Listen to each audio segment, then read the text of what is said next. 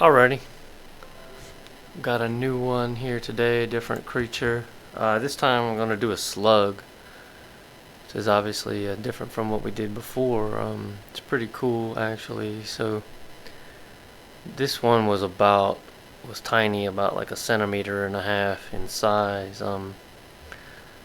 Just going on to like the lowest power here. What I thought was interesting. So this, what I would say right here, is probably the foregut or the mouth front of it. And what I thought was interesting, this sort of outer surface of the slug is not surprising, covered by this sort of like really mucousy layer. I mean, they're really moist and wet. And if you go down and look at it, you can see they've got this actually cilia along the surface of these cells, which I guess is perhaps how they move, although that would be surprising. They don't have a very muscular body, though. Interestingly, kind of just underneath this sort of mucosal layer, is what you would call this, got all this sort of pigmented stuff going down further. You get this sort of layer of cells that I have no idea what the purpose of these cells are, but they're very granular. They've got this sort of really dark pigment in them, basophilic pigment. Some of this stuff actually looks like human salivary gland. Actually, right here, this area right here, you've got these glands, which would be called the parietal cells, and then this sort of duct. It looks like human salivary gland, actually, which I think is kind of cool. But going around kind of on the outside at low power, I know there's an area I saw somewhere where it looked like there were these little bacteria that I'm gonna just assume were like a symbiotic organism, sort of embedded right underneath their outer surface or skin. We can go really high power and look. See, these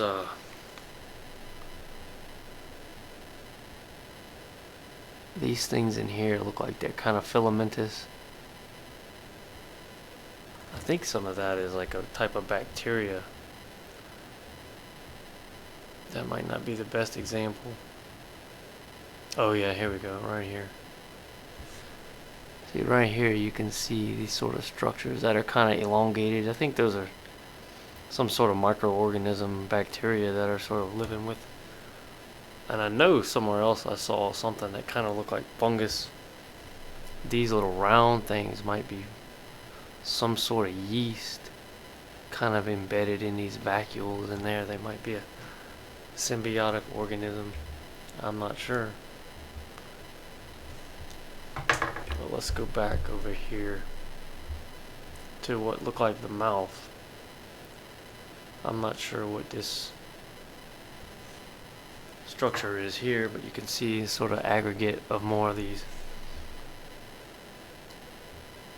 sort of granular cells. This stuff almost looks like a neural structure of some kind.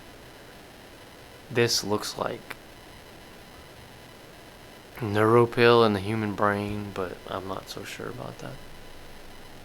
But kind of following the mouth in this direction eventually leads to what looks like the intestinal tract. And you can see it's lined by these sort of elongated cells that produce a lot of mucus, typical of intestinal tract of pretty much everything that I've seen. So now we're looking at the contents of the gut. All this ingested material with pigment. It's probably tiny little insects of some kind. Of course, I'm not going to be able to tell you what kind.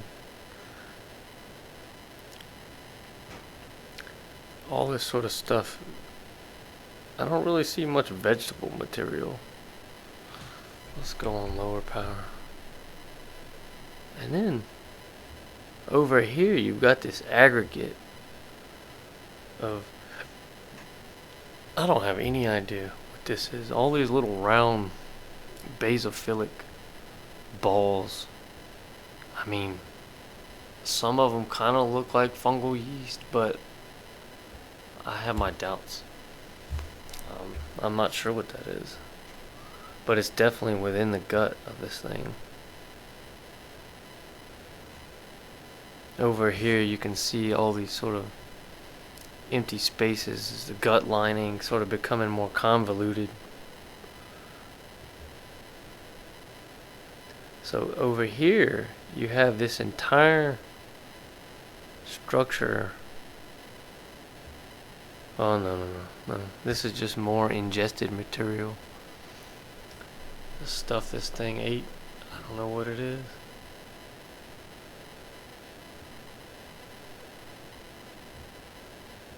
See, this is like a real convoluted. Now let's go look at the other section of it from a different orientation.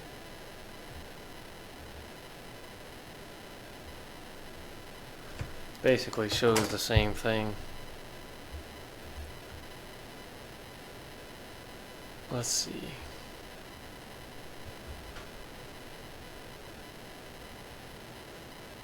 Oh yeah, this. I don't know. So you can see here, contained within this mucosal lining, you've got these two structures right in here that look like they have a chitin layer and have a sort of internal structure themselves. I suspect these are not like an organ. These were ingested as well. Of course, I don't have any idea what they are.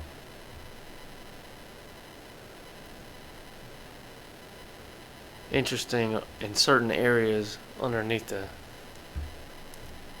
outer layer of this thing, you see a lot of black pigment, dark pigment, which I guess this thing, I think it was kind of striped, so I could see why it's got these sort of some pigmented areas under the lining, under the, I guess you would call it mucosa of this thing. Here's another collection of these sort of round things, kind of just underneath the mucosal lining of the foregut, I believe. I think these are probably budding yeast, some kind of fungal organism kind of living, just kind of stuck, embedded in the layers of this thing. It's very interesting. But overall, the slug, not quite as interesting as a salamander, but kind of cool. If anybody knows anything about any of this, let me know, because I definitely am not an expert. It's just cool to look at things you never had any idea about. Alrighty, that's it for now.